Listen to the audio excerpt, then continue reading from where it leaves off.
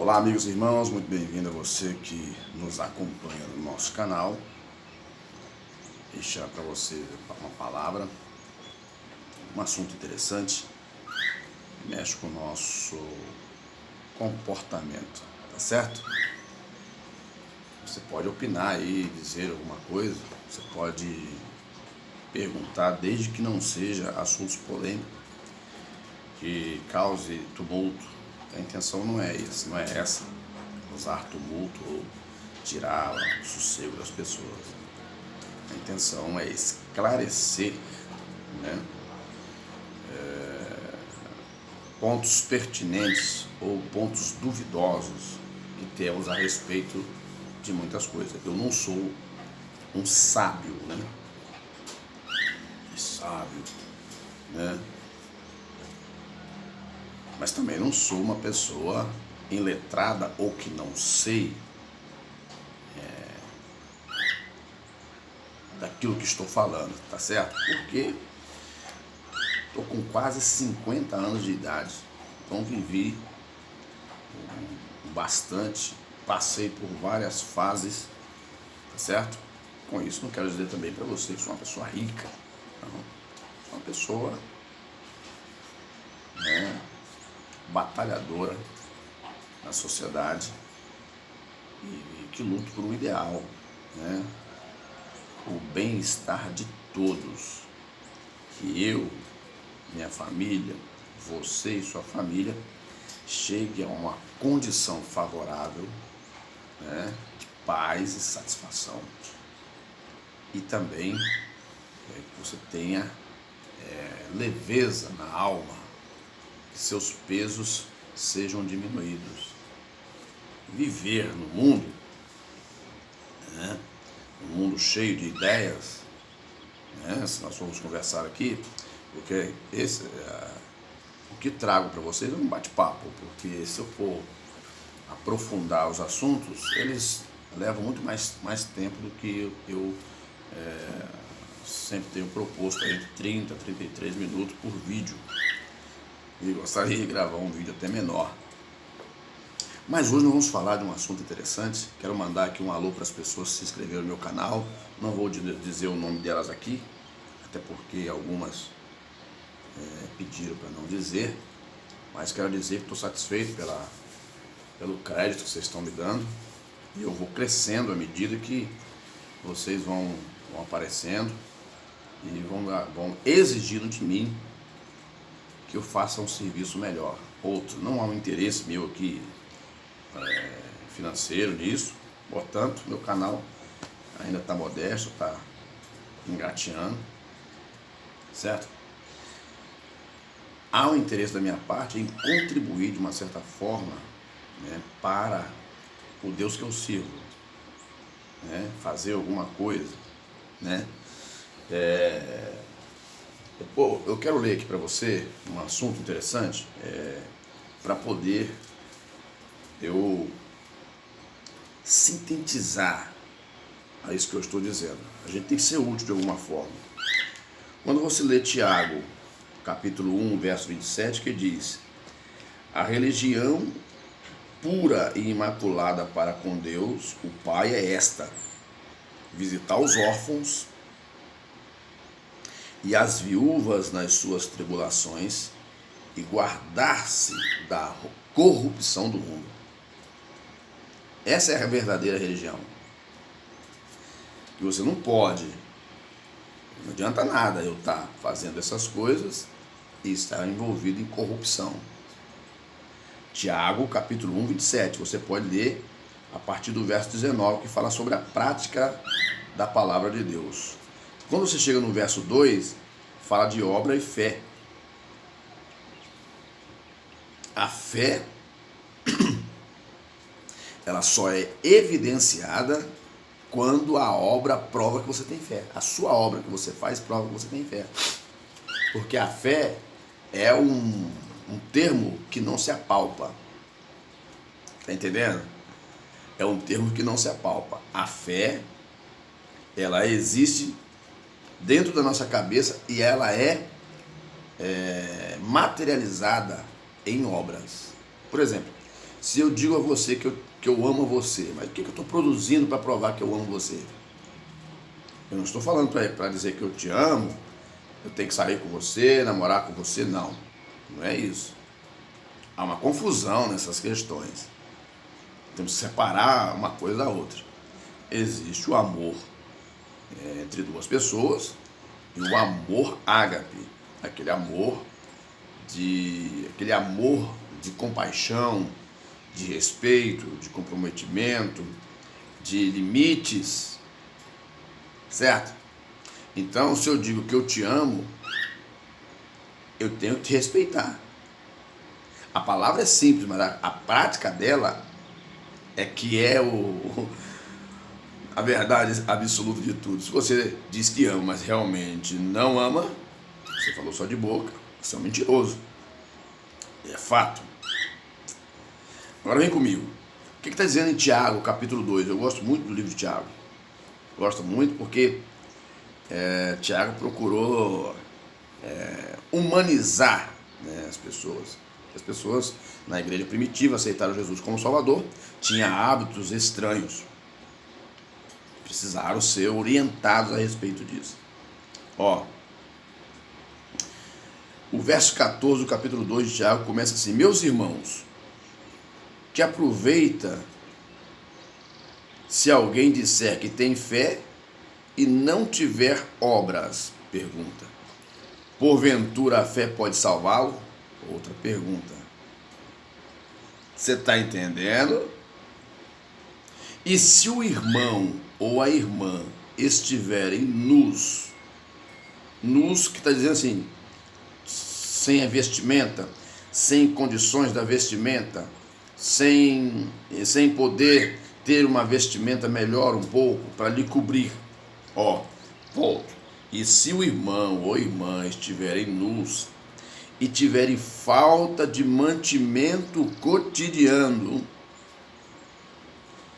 e algum de vós lhe disser, ide em paz, aquietai-vos e fartai-vos, e lhes não derdes as coisas necessárias para o corpo, que proveito virá daí? Você está entendendo? Bora para frente. Assim também a fé, se não tiver as obras, é morta em si mesma. Viu? Verso 18. Mas dirá alguém, tu tens a fé, eu tenho as obras. Mostra-me a tua fé sem as tuas obras, e eu te mostrarei a minha fé pelas minhas obras.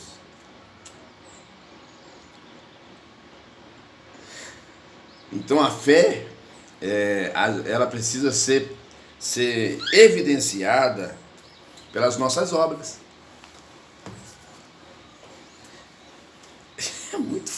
É muito comum você ver muita gente falar no microfone de uma igreja que temos que fazer, não é verdade? Mas a pessoa não vai fazer.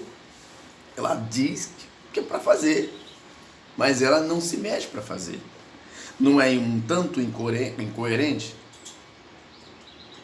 É muito comum, às vezes, você ouvir de uma pessoa: não, fulano que cuida da vida dele lá, a gente não tem nada com a vida de fulano, não. Claro que não temos nada com a vida de fulano. Temos não. Quem vai dizer que temos? Quem deu esse direito de termos alguma coisa com a vida do outro? Não. Mas se aquele irmão ou irmã, ou o vizinho que não é um servo de Deus, né, que não segue a nossa mesma fé, tiver necessidade, vamos deixar ele morrer porque ele não convive conosco? Não foi assim que Deus pediu para fazer. Está entendendo? Não foi assim que Deus pediu para fazer. Quando você volta na história, Deus, através de Moisés, ordenou aos fazendeiros que quando fizesse a colheita, era uma ordem divina, deixasse sobrar parte da colheita para os pobres colher.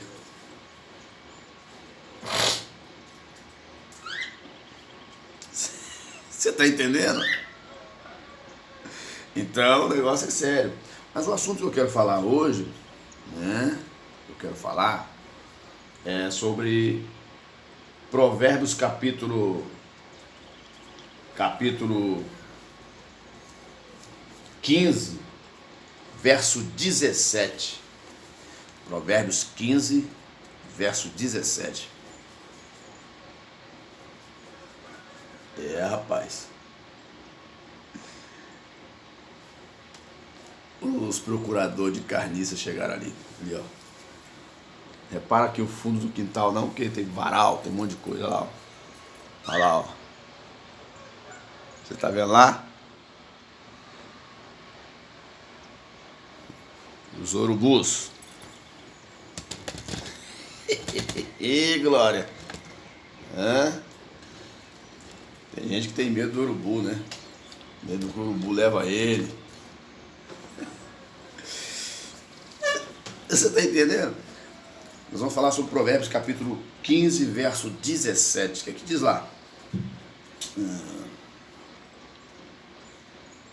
Eles chegaram, esses pássaros.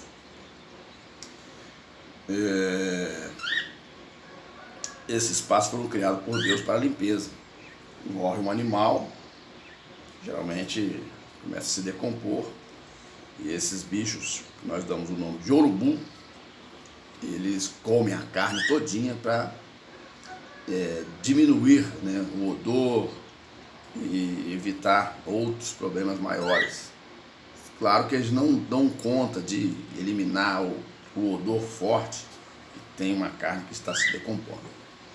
Eles estão ali porque choveu, o tempo ainda está nublado, o terreno está úmido, eles devem estar com as suas asas molhadas, eles vieram para se secar. Daqui a pouco o sol sai para eles, eles vieram de acordo com o relógio do tempo.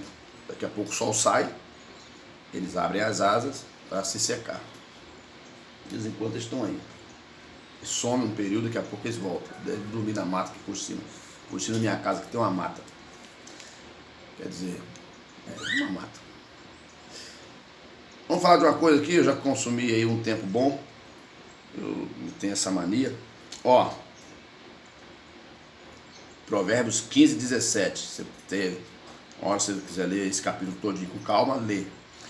Lembrando que a Bíblia você tem que procurar ler com entendimento, não com julgamento. Você precisa ler, entender por que você precisa, numa leitura bíblica você precisa ler e entender por que aquilo, por que foi colocado na Bíblia aquilo.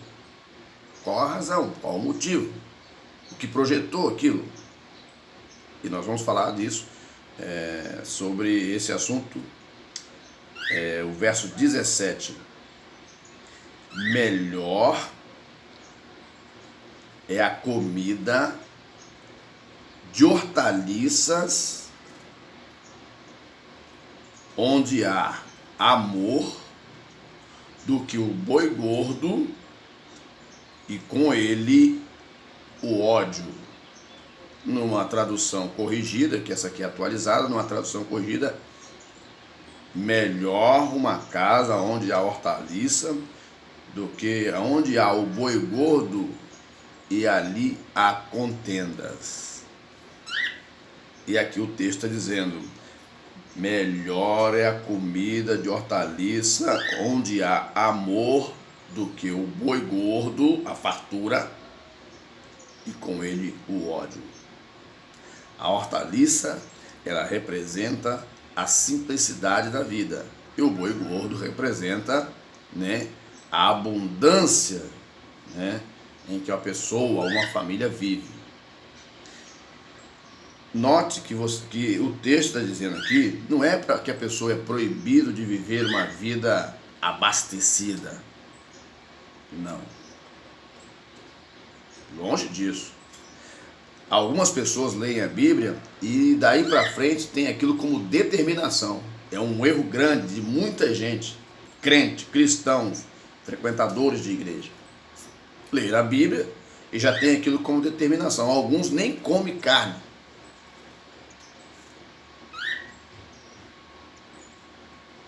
Porque vai se contaminar.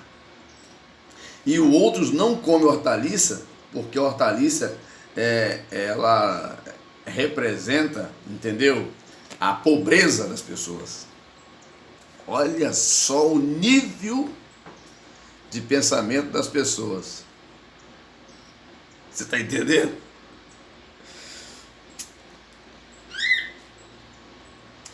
Tem que tomar cuidado com isso. Igual apareceu numa notícia há tempos atrás, de um senhor que era líder de uma determinada, diz que a igreja,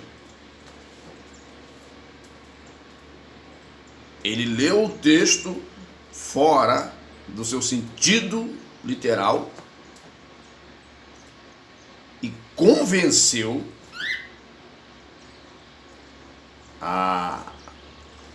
algumas senhoras, irmãs da igreja, a se deitar com ele, porque diz ele que a palavra de Deus estava mandando.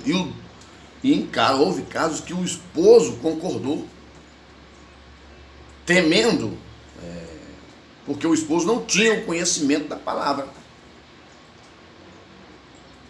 Então, a palavra, quando o apóstolo Paulo, em uma das suas palavras, diz: quando eu fui falar com vocês, eu não fui falar com palavras persuasivas de sabedoria humana. Porque se eu usar esse texto aqui de maneira errônea, o poder que esse livro tem, pela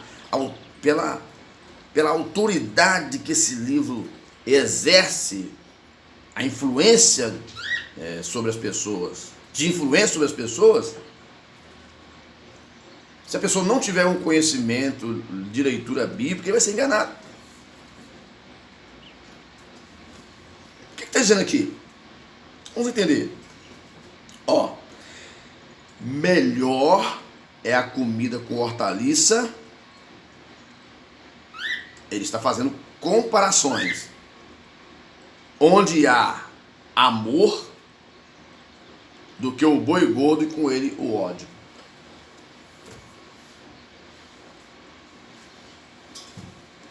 Consegue entender? Isso está dizendo que você está proibido de conquistar coisas maiores. Não é isso.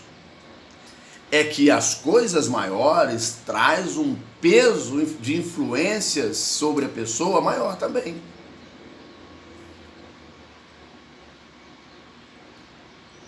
Então, quem se inclina a alcançar coisas grandes, ele tem que se preocupar que por causa do castelo que ele construiu, ele vai ser assediado, ou ela. Consegue me entender? Essa é a razão das coisas. A hortaliça aqui, ela representa um estado de espírito da pessoa que, mesmo que ele viva num ambiente onde é glamouroso, ele tenha um sentimento simples de que aquelas coisas não são maior do que ele.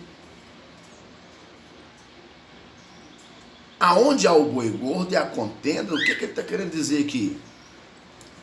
Porque o volume das coisas trazem confusão.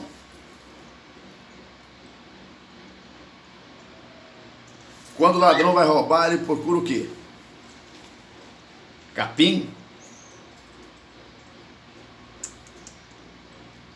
Se ele vê um celular bonito na sua mão, o que ele quer fazer? Ele quer pegar. Isso não estou dizendo que você não pode comprar o seu celular o mais bonito que puder, se o seu dinheiro der. Não, pode sim, quem disse que não?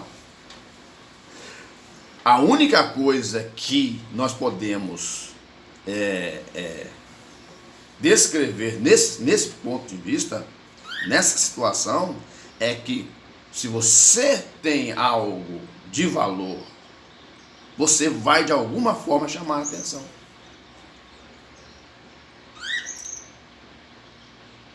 Gente, vou citar um exemplo aqui. Eu, quando era mais moço, por isso que eu estou te falando, quando era mais moço, eu tinha meus 15, 16 anos, 17 anos, eu fiquei observando um rapaz da minha rua. Ele lutou para namorar uma menina. Ele mandava recado, ele cercava ela na rua, ele não estou aqui querendo generalizar a situação, estou citando um exemplo de como a situação ela acaba criando outra. Ele Fez de tudo, não conseguiu. Ele tinha um tempo de serviço, ele era mais velho que eu, esse rapaz devia ter uns 25, 26 anos. Ele trabalhava desde novo numa empresa. O que ele fez?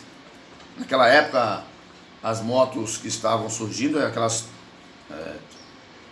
não era nem Titan que falava, né? Moto Honda, Te Odeio, essas motos quadradinhas. Então ele foi e fez um acordo na empresa onde ele trabalhava, continuou trabalhando, fez um acordo, pegou aquele montante de dinheiro, comprou uma moto para ele. Não comprou uma moto nova, comprou uma moto de segunda mão, né?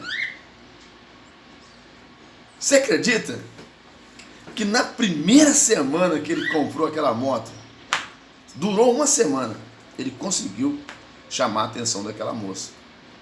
Eles namoraram e se casaram. Você está entendendo? Então, existe o quê? A moça não queria namorar com ele porque ele achava ele um zero à esquerda. Ele foi lá, comprou uma moto. Menos de uma semana, ele já estava namorando a menina dos seus sonhos. Eu não estou condenando a atitude da moça. Eu estou dizendo que a moça viu nesse rapaz um potencial de conquistar algo. Pensa bem. Ela olhou e falou: se ele conseguiu comprar uma moto, ele vai conseguir comprar outras coisas. Ele vai conseguir cuidar de mim. Eu o analiso por essa ótica. E claro que existe uma outra linha de pensamento em cima dessa situação que houve ali, aquela coisa de interesse. Isso eu vou deixar para outros pensadores. Mas eu quero dizer o seguinte, que Salomão, quando disse isso, ele já tinha vivido muitas coisas na vida dele. Ele não é um garotinho mais.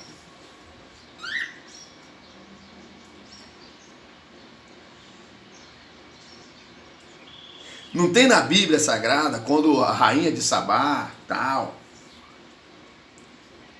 vai visitar Salomão para ver a sua sabedoria? Não teve na Bíblia? Salomão foi um governante, um rei de paz. Seu reinado não teve guerra, mas ele foi um rei que se meteu em coisas também que não deveria se meter. Nenhum homem é perfeito. Por isso que ele diz aqui: melhor uma casa onde tem hortaliças, onde podemos comer uma alimentação com hortaliças, mas tenha paz, do que onde tem amor, do que uma casa onde tem um goiô, não tem contenda. Oh, Deus do céu! Ele se meteu em muita coisa, né?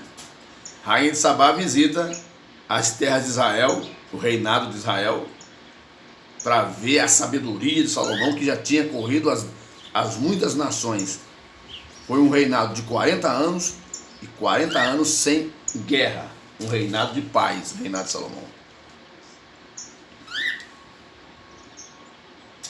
Mas no ano de 2000, não sei se a revista, eu comprei uma revista que tinha esse artigo, que uma linhagem de etíopes, né, da Etiópia, era descendente de Salomão. E a Etiópia é o antigo reino de Sabá.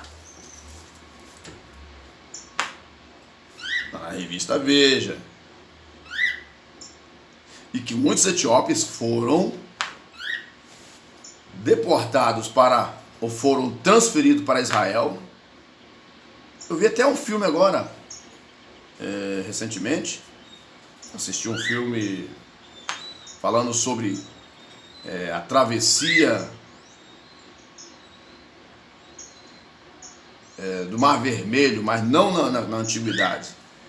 Eram pessoas que estavam sendo perseguidas, eram descendentes judeus de um país africano, que estava sendo perseguido por por um governo local, o governo daquele país, porque eles eram judeus, mas descendente de um líder antigo, né, de Israel, e o governante estava querendo eliminar essa gente para fazer uma limpeza, para não ter nenhuma linhagem desses descendentes. A rainha de Sabá visita Salomão, entre 2005 e 2008 mais ou menos, vem uma revista Veja, né, que ultimamente eu não tenho lido porque tá vacilando. Revista Veja apresentou essa reportagem sobre esse tema, né? Muitos descendentes, é uma linhagem na Etiópia, né? Muitos etíopes que tiveram ligações, que são descendentes de judeus, nessa questão foram levados para Israel, hoje são residentes do Estado judeu. Então Salomão, ele se meteu em muita coisa, que você talvez numa mensagem você lê aquela palavra bonita sobre Salomão, que Salomão foi um governo bom, foi. Mas quando você se aprofunda na história, você percebe, não é uma crítica, é uma observação. Você percebe que ele vacilou. Então, se eu trazer aqui um contexto mais apurado sobre essa questão, quer dizer, a vida representada pelo boi gordo, ela traz muito mais perturbação do que uma vida simples, representada pela hortaliça.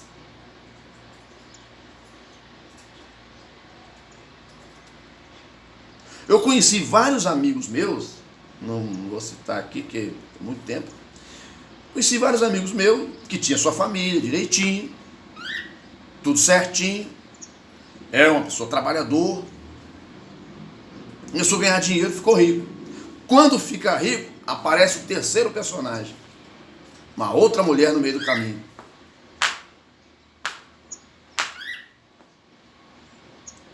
Então, avaliando tudo, é melhor ter ficado pobre. Não pobre, mas uma pessoa que não tivesse um poder aquisitivo tão alto. Há pessoas que não estão preparadas para ter mais, porque não sabe administrar esse mais. Não porque não tem inteligência, é porque ele cai na armadilha que aparece nesse mais. Não que a pessoa está sentenciada a viver numa pobreza. Quem disse isso? Não. É que se você parte para um lado onde você vai ter uma oportunidade de ter mais, você também tem que preparar psicologicamente para viver esse mais.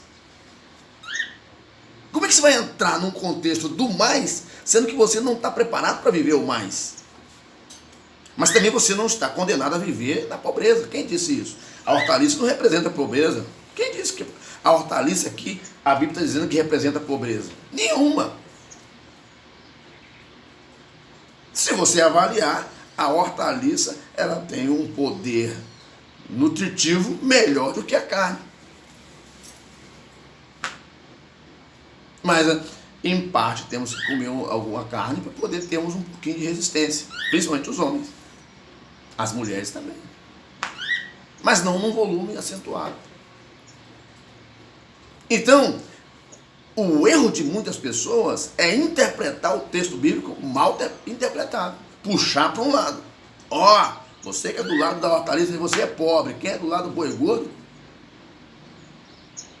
Quando você chega lá em Coríntios, quando Paulo escreve aos Coríntios, há um probleminha ali. Cristãos que defendia o consumo de alimentos vegetais não queriam conversar com aqueles que consumiam carne. Questão de interpretação.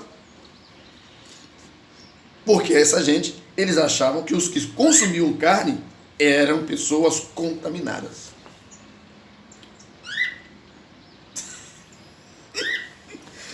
Tem que ler para entender. Agora, quando o outro lado que comia carne não queria nem conversa com o que comia hortaliça.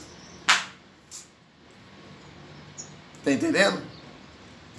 Porque eles entendiam que aquele comentarista eram pessoas que estavam amaldiçoadas, ou pobres, ou não tinha nenhum poder, e não tinha nada para oferecer, então eles não queriam se misturar, ficavam dois grupos da igreja.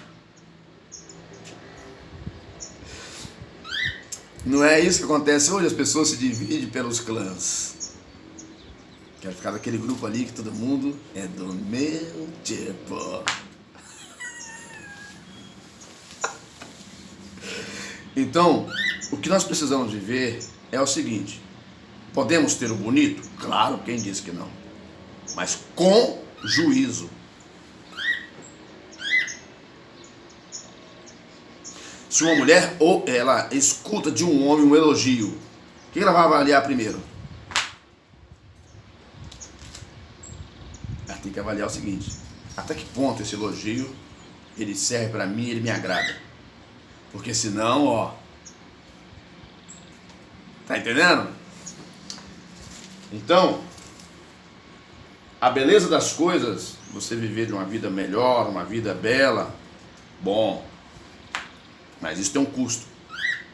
Você precisa avaliar se isso não vai destruir sua vida, não vai prejudicar o seu relacionamento, não vai prejudicar a sua vida com o familiar, não vai te atrapalhar de alguma forma. Você pode conquistar castelos, ser uma pessoa. Tem pessoas que ele é produtivo, onde ele coloca a mão, ele prospera. Tem pessoas que ele tem talento. Mas às vezes no íntimo, essas pessoas no seu íntimo está sendo destruída. E não é isso que Deus quer. Deus quer que a pessoa seja uma pessoa por completo. Não adianta nada você. Jesus falou assim: que adianta o homem ganhar o mundo inteiro e perder a sua alma. Tá certo? Então, eu não dei assim um aprofundamento no assunto, porque ele depende de tempo, de um tempo mais, porque para a gente falar pausadamente, ponto a ponto, explicar pausadamente, eu só dei uma síntese da situação, porque assuntos como esse demoram mais. Eu precisava ler mais um pouco com vocês, para a gente poder esclarecer as coisas. A vida, ela é compreendida quando nós procuramos entender o cenário onde estamos vivendo. Quais os possíveis riscos que eu estou correndo.